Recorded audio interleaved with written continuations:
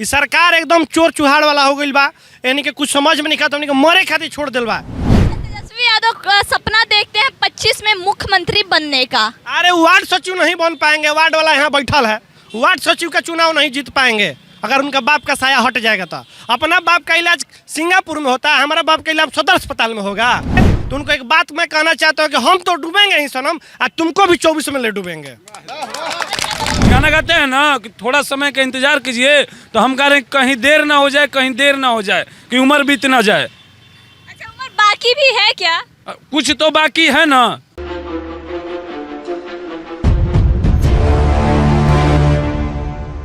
नमस्कार, मेरा नाम काजल है और आप सस्तेक न्यूज देख रहे हैं। अभी मेरी मौजूदगी गर्दनी बाग के धरना स्थल पर है और सीटेड बिटेड अभ्यर्थियों के द्वारा कल गर्दनी बाग में हवन का आयोजन किया गया था। आज इन्हीं से पूछेंगे कि क्या हवन कराने के बाद सद्बुद्धि मिली सरकार को। कल आप लोग हवन करवाए थे, बुद्धि उद्धि मिला?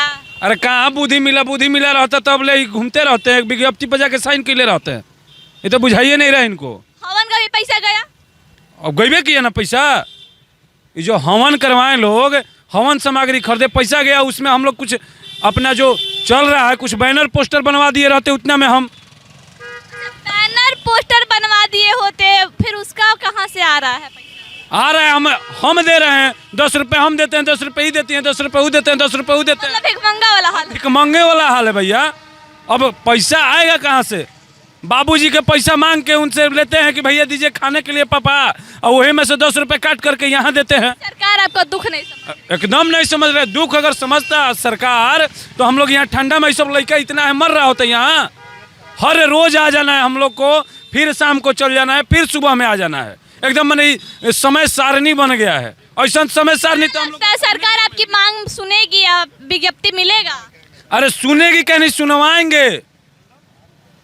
ऐसे गूंगी बहरी सरकार आप ही लोग बोलते हैं कि को सुनवाएंगे हम। क्या कीजिएगा 13 तारीख को? 13 को रोड पर घमासान होगा, रोड पर पूरा आसान का मतलब पिटाई खाने के लिए तैयार है? बिल्कुल तैयार है। पिटाई से अब डर थोड़ी लगता है। डर तो लगता है विज्ञप्ति न आने से। पिटाई से डर नहीं लगता है, विज्ञप्ति न आने से डर लगता है कि अगर विज्ञप्ति न आ जाएगा, अगर विज्ञप्ति आने में देर होगा तो गाना गाते हैं ना कि थोड़ा समय का इंतजार कीजिए, तो हम कह रहे हैं कहीं देर ना हो जाए, कहीं देर ना हो जाए कि उम्र बीत ना जाए। अच्छा, उम्र बाकी भी है क्या? कुछ तो बाकी है ना। ऐसे तो उम्र बीतले है, लेकिन कुछ बाकी है नौकरी करने के लिए, तो वो भी कहीं ना बीत जाए। कल हवन करवाए थे, बोल रहे थे कि तेजस्वी यादव जी को बुद्धि आएगा, नीतीश कुमार को बुद्धि आएगा, आया क्या? अरे चोर चुहाड़ को बुद्धि ना आवेला, ये बर्बाद कर दिलन सब हमनी के। 28 दिन से ये बैठल बनी जा, तबीयत खराब होता, क्योंकि बुखार लगता, क्योंकि डेंगू हो गई, लेकिन यानी कि बुझात नहीं है। ये सरकार एकदम चोर चुहाड़ वाला हो गई बा। यानी कि कुछ समझ में नहीं खाता, हमनी के मरे खातिर छोड़ दिल बा। पटना के धरती से, हम भोजपुर से आइल बनी, आरा जिला से, लेकिन यानी कि एकदम कुछ नहीं है। वो सुनाई देत, ये बगले में आवास बा सीएम के, नीतीश कुमार के, तेजस्वी यादव लेने के सुनाई नहीं देत कि लइकवन के तनी सुन ली क्या होता। तेजस्वी यादव जी के भी, नीतीश कुमार को तो खबर तो होगा ही कि आप लोग भी 28 दिन से यहाँ बैठे हैं। अरे उनको सब खबर है, हमारा सारा काम हो चुका था, लेकिन वो सुनने को तैयार नहीं है। बार बार कहते, किसकी तैयारी हो रही है? बार बार कहते हैं कि थोड़ा इंतजार का मजा लीजिए। तो उनको एक बात मैं कहना चाहता हूँ कि हम तो डूबेंगे ही सनम, और तुमको भी 24 में ले डूबेंगे। 24 की तैयारी कर चुके? एकदम 24 का। हमारा विज्ञप्ति दिसंबर माह के अंत तक नहीं आता, तो 24 में उनका एक वोट नहीं मिलेगा किसी भी शिक्षक अभ्यर्थी का। सपना तो नहीं, वो भी 24 का ही तैयारी कर रहे हैं। अब वो जिसका तैयारी करे, उनको तैयारी का मतलब समझ में आता है? वो पढ़े लिखे हैं, अनपढ़ गंवार को तैयारी या प्रिपरेशन का मतलब आता है? उनको सिग्नेचर नहीं करने आता है ना, तो सिग्नेचर कर दे लेते 10 लाख के बहाली पे। पढ़वे नहीं किए हैं। आप 10 लाख का बहाली, आप 10 लाख का बहाली बोल रहे हैं, लेकिन तेजस्वी यादव तो, आप 10 लाख का बहाली बोल रहे हैं, लेकिन तेजस्वी यादव तो कह रहे हैं हम बोले थे मुख्यमंत्री बनेंगे तब। अरे मुख्यमंत्री बनेंगे, ठीक है, मुख्यमंत्री है ना, तो ठीक है, मुख्यमंत्री बनने पर 10 लाख, उप मुख्यमंत्री बनने तो अधोनी भाई है, कहने को तो उप मुख्यमंत्री है, तो 5 लाख दीजिए ना। अच्छा, आपके साथी लोग कह रहे हैं कि फिर से 13 तारीख को रोड पे उतरेंगे, पिछड़ा वाला घमासान होगा, घमासान। पुलिसिया गुंडे और गरीब अभ्यर्थियों के बीच घमासान होगा। फूल लेके जाएंगे, उनको फूल का माला पहनाएंगे, और देखते हैं को हमें कितना मार पाते हैं। उनका लाठियों में कितना दम है। उनका लाठी टूट जाएगा, लेकिन ये शरीर नहीं टूटेगा इस बार। अच्छा, पिछला वाला पिटाई भूल गए हैं क्या? अरे भूलते तो हम लोग कुछ नहीं भूलते, लेकिन इनको याद दिलाएंगे, समय आएगा। हर कुत्ते का दिन आता है, तो हमारा भी स्थिति कुत्ते से भी बदतर है। यहाँ 28 दिन से भूखे प्यासे बैठे हुए कि सुबह का खाना नहीं नसीब होता, किसी दिन शाम का खाना नसीब नहीं होता, यहीं बैठे हुए हैं। इनको समझ में आएगा, बहुत जल्द इनको समझ में आने वाला। अगर हमारी मांग नहीं पूरी होती है तो ईंट से ईंट बजा दिया जाएगा विधानसभा सत्र के दौरान। अच्छा, तेजस्वी यादव सपना देखते हैं 25 में मुख्यमंत्री बनने का। अरे वार्ड सचिव नहीं बन पाएंगे, वार्ड वाला यहाँ बैठल है। वार्ड सचिव का चुनाव नहीं जीत पाएंगे अगर उनका बाप का साया हट जाएगा तो। अपना बाप का इलाज सिंगापुर में होता है, हमारा बाप का इलाज सदर अस्पताल में होगा। पैसा नहीं दीजिएगा, रोजगार नहीं देगा तो कहाँ होगा? मेरा बाप आपका बाप नहीं है। नीतीश कुमार जी महिला सशक्तिकरण की बात करते हैं। महिलाएं पिछले 28 दिन से रोड पे आके बैठी हुई हैं। वही तो मैम सोचिए ना कि वो किन महिलाओं की बात कर रहे हैं। हम लोग भी तो उनके राज्य की ही महिला हैं, और हम लोग 13 दिसंबर को उनको दिखा देंगे कि हम लोग क्या कर सकते हैं। सरफरोशी की तमन्ना अब हमारे दिल में है, देखना है जोड़ कितना बाजुए कातिल में है। और ये 13 दिसंबर को हम लोग दिखाएंगे उनको कि हम लोग क्या कर रहे हैं, क्योंकि हम लोग सड़क को सूनी नहीं होने देने वाले हैं। वो सुनते हैं ना कि जब सड़कें सूनी हो जाती है तो सदन आवारा हो जाता है। तो ना तो सदन आवारा होगा और ना तो सड़कें सूनी होगी, क्योंकि इस बार हम लोग गर्दनी बाग की धरती से एक ऐलान करके आए हैं कि मत छेड़ो 7वें चरण के सिपाही को, हमसे लड़ना मुश्किल होगा, वरना लिखेंगे इसी पटना के गर्दनी बाग की धरती से ऐसा इतिहास कि पढ़ना भी मुश्किल हो जाएगा। मतलब इस बार इतिहास लिखने की तैयारी हो चुकी है। इतिहास लिखेंगे, और आप सोच लीजिए कि इतिहास तो इतिहास, भूगोल भी कहीं ना बदल जाए। क्योंकि जब युवा सोच लेना, युवा क्रांति लाता है किसी भी समाज में, और आप उस युवा को क्रांतिकारी बनने पे विवश कर दिए हैं। ये हमारी मजबूरी है, क्योंकि हम लोग यहाँ शांतिपूर्ण तरीके से यहाँ पे मांग रहे हैं, तो आप नहीं आए देखने के लिए।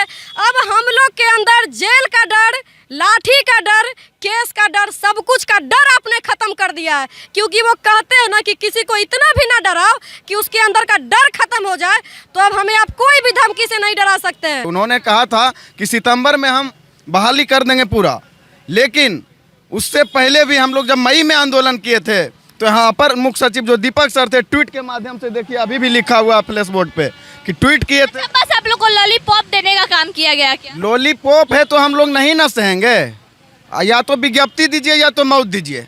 हम लोग जो दीजिएगा वो सह लेंगे, या नहीं दीजिएगा तो बोल दीजिए नहीं देंगे, लेकिन भरम में नहीं रखिए, ये क्लियर बात है। मतलब आर चाहे पार की लड़ाई, आर या पार की लड़ाई हम लोग मूड बना लिए हैं कि लड़के जाना है या लेके जाना है, हम लोग मर के जाना है या लेके जाना है, ये हम लोग तय कर लिए हैं। लेकिन अभी भी युवा हमारे डिप्टी चीफ मिनिस्टर हैं, हम लोग को आशा अभी भी जगा हुआ है कि आप लोग बोले हैं तो करिए, लेकिन अब इंतजार का मजा नहीं हम लोग को दीजिए। बहुत इंतजार कर लिए हैं, किसी का बहन कुमारा बैठा हुआ है घर में, किसी का 7वां फेरा पूरा नहीं हुआ अभी तक ले। इससे भी महत्वपूर्ण काम है कि स्कूल में बच्चे भटक रहे हैं, वो किसका बच्चा है? वो गरीब का बच्चा है जो पढ़ाई पूरा नहीं कर पा रहा, उसका सिलेबस पूरा नहीं हो रहा है, उसको गुणवत्तापूर्ण शिक्षा नहीं मिल रही है। और हम लोग तो काफ़ी संख्या में बेरोजगार अभी तक बने हुए हैं यहाँ पे।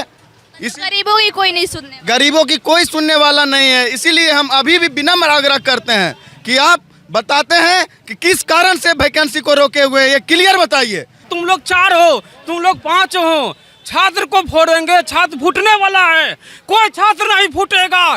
बिहार के तमाम बीटेड सीटेड अभ्यर्थी एक है और एक आवाज है, 7वां चरण विज्ञप्ति जारी करो, जारी करो। अच्छा, आप हाथ में कटोरा लेके क्यों खड़े हैं? पैर से दिव्यांग भी हैं। अब नौबत आ गई है भीख मांगने की मैडम, और भीख मांगते मांगते यहाँ तक आए हैं, और फिर मांगते मांगते घर तक जाएंगे। घर वाले पैसा देता नहीं है कि तुमको रोज़ रैली ही रैली है, तो बोलो कहाँ से पैसा देंगे। तो वही मैं सोचा हूँ कि अब भीख मांगते जाना है, भीख मांगते आना है, दूसरा कोई उपाय नहीं बचा है। और कहाँ से आते हैं? सारण जिला से आता हूँ मैं। आने में कितना कठिनाई होता है? वो तो हमसे ज़्यादा कोई नहीं जानता।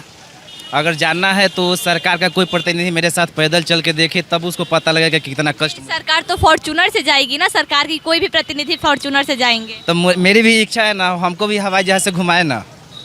क्यों हम लोग को सड़कों पर तरपा रही है? ये सरकार, बिहार सरकार अंधी गूंगी बहरी लंगड़ी है, इसको समझ नहीं आता है। सोचिए, खुद सोचिए कि जिसका बेटा हेल्थ मिनिस्टर है उसके बाप को सिंगापुर में ट्रांसप्लांट कराना पड़ता है, जिसका शिक्षा विभाग जिसके हाथ में है उसके भतीजा को और उसके सारे लोगों को घर में कॉन्वेंट स्कूल में पढ़ने के लिए भेजा जाता है। क्या शिक्षा विभाग हाथ में, चंद्रशेखर जी शिक्षा विभाग को लेकर बैठे हैं, क्या राबड़ी देवी की जो बेटी है उसकी उनका जो पोता पोती है चाहे जो भी है, क्या सरकारी स्कूल में पढ़ सकता है? नहीं, क्योंकि वहाँ पर पंचायती लोगों के द्वारा बहाल किया गया है, पैसा लेकर बहाल किया हुआ है। तो बहुत सारी ऐसी प्रोसेस है जिसको खोला जाए तो खुलते जाएगा। हमारी नोटिफिकेशन जो है उनको दे देना चाहिए। अभी तक जैसे लटका के रखे हैं, चुनावी एजेंडा बना कर रखे हैं। एक मान लीजिए कि एक विधायक कहीं चुनाव है, बहुत इजीली सोचिए विधायक का चुनाव है, एक खत्म नहीं हुआ दूसरा दे दिया, दूसरा खत्म हुआ तीसरा, डेट पर डेट निकलेगा, नोटिफिकेशन पे नोटिफिकेशन नहीं। लेकिन एक देखिए आप हॉस्पिटल जॉब को लेकर देखिए, नहीं निकलेगा। क्यों? क्योंकि अभी प्रोसेस चल रहा है, तरीका चल रहा है, बहाली चल रहा है, ऐसे ही बातचीत चलेगा। मतलब आप लोगों को गुमराह किया जा रहा है कहीं ना कहीं? किया नहीं जा रहा, करके ही 42 महीना से उन लोग आ रहे हैं।